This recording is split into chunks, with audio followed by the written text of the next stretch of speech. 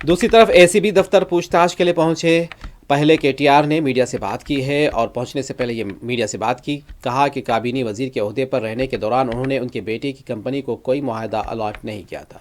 उन्होंने कोई महंगी गाड़ियां नहीं खरीदी। रेवंत रेड्डी और उनके वज़रा के जहनों में बदउनवानियां भरी हुई हैं। मैं कभी एमएलए को खरीदते हुए नहीं पकड़ा गया। वो तेलंगाना के एक संजीदा सपूत हैं और उनके पास आधा भी बदउनवानी का पैसा नहीं।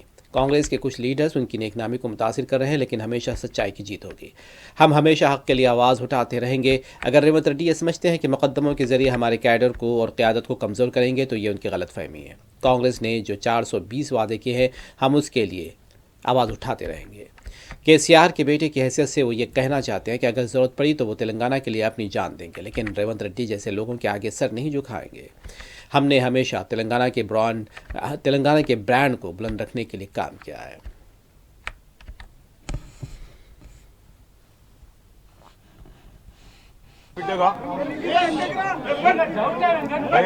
సౌండ్ తగ్గితే ఒక తెలంగాణ బిడ్డగా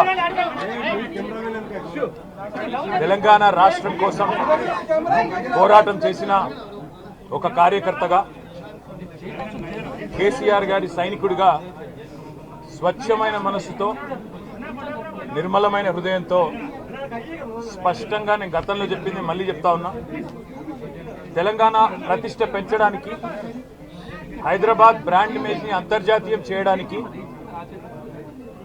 హైదరాబాద్ని ప్రపంచ పటంలో నిలపడానికి ఆనాడు రాష్ట్ర మంత్రిగా ఎన్నో ప్రయత్నాలు చేశాం.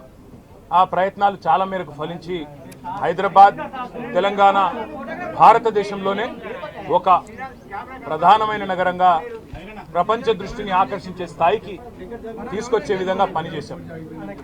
మేము 9.5-10 ఏళ్ల కాలంలో మా ప్రభుత్వం ఉన్నప్పుడు మా బావమరుదులకు 1137 కోట్ల కాంట్రాక్ట్